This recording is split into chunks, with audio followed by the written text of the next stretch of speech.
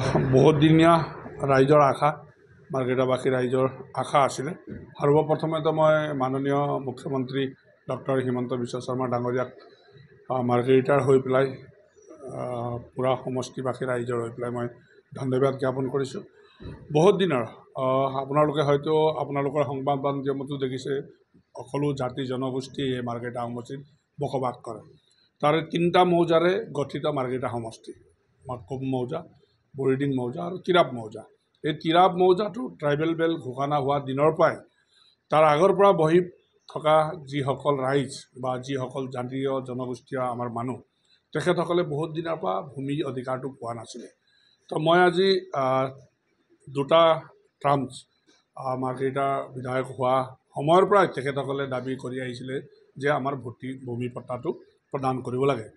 তেতিয়াৰ পৰাই মই বিধায়ক হোৱা দিনৰ পৰাই মুখ্যমন্ত্ৰী ডাঙৰীয়াক মই অনুৰোধ কৰি আহিছিলোঁ। গতিকে মুখ্যমন্ত্ৰী ডাঙৰীয়াই শুনি আছিলে আৰু তদন্তও কৰিছিলে। গোটেই দিশটো চালি জাৰি চাই আজি কেবিনেটে সিদ্ধান্ত ল'লে আৰু সৌদিনাখন আজি 3 দিনমান আগত আপোনালোকে দেখিছিলে মাৰ্ঘেৰিটা সমষ্টি ৰিভিউ হৈছিলে ডিব্ৰুগড়ত মুখ্যমন্ত্ৰীৰ নেতৃত্বত। তাত কথাখিনিও উত্থাপন কৰিছিলোঁ মই, আৰু তাতো আলোচনা হৈছিলে। সকলো ডিপাৰ্টমেণ্টৰ বিষয়ববীয়াসকল আছিলে, আমাৰ গাৰ্জেন মিনিষ্টাৰো আছিলে, মুখ্যমন্ত্ৰী ডাঙৰীয়া আছিলে। সেই ৰিভিউতে মই উলিয়াইছিলোঁ যে তিৰাপ বেল্টত বসবাস কৰা জাতীয় জনগোষ্ঠীয় মানুহবিলাকক ভূমি অধিকাৰ দিব লাগে, আৰু লগতে মাৰ্ঘেৰিটা সমষ্টিত বসবাস কৰা বহুত মানুহ VGR লেণ্ডত আছে, কোল ইণ্ডিয়াৰ লেণ্ডত আছে, তেনেকুৱা কথাবিলাকো মই উত্থাপন কৰিছিলোঁ। আৰু গোটেইখিনি মুখ্যমন্ত্ৰী ডাঙৰীয়াই নোট কৰি লৈ গৈছিলে, আৰু আজি আমি শুনিবলৈ পালোঁ যে কেবিনেটত এই সিদ্ধান্ত গ্ৰহণ কৰিলে।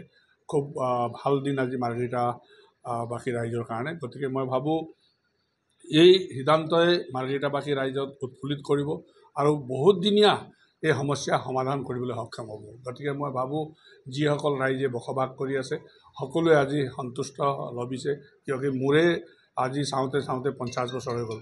তেতিয়াৰ পৰা মই দাবী কৰি থকা দেখি আছোঁ। তাৰ আগত হয়তো কিমান দাবী কৰি আছিলে মই ক'ব নোৱাৰোঁ, কিন্তু আজি সমস্যাটো দূৰ হৈছে।